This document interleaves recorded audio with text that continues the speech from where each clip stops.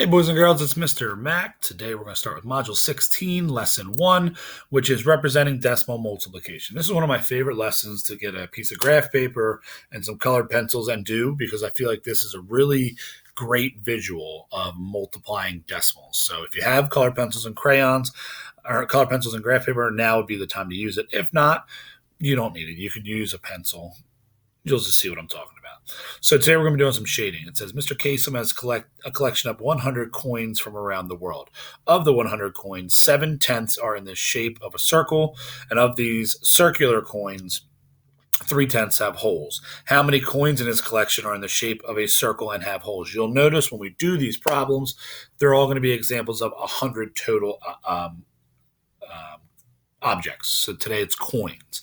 First thing we're going to do is we're going to map out what 7/10 would look like, because this problem we're saying of those circular coins, 3/10 have holes. 3/10 of the 7/10.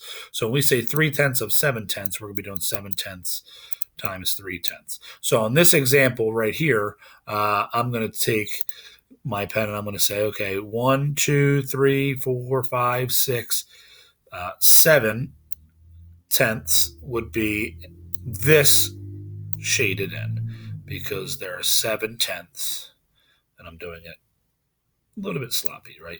This would be 7/10, right? Because I have 7 out of the 10 rows shaded. Now I'm going to change my color on this one, and I'm going to say 3/10 looks like this. So I'm going to draw my line straight up, because I have 3/10 right here, and I'm going to shade that in with my red.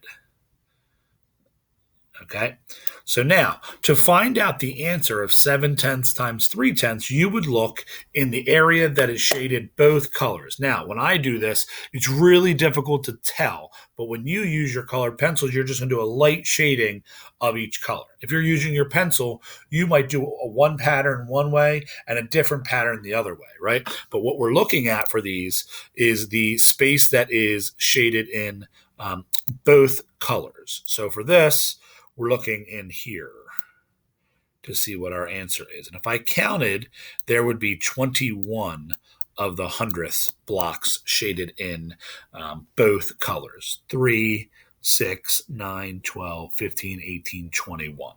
So again, you're shading the rows with one of your decimal tenths, and then you're shading the columns with your other decimal tenth.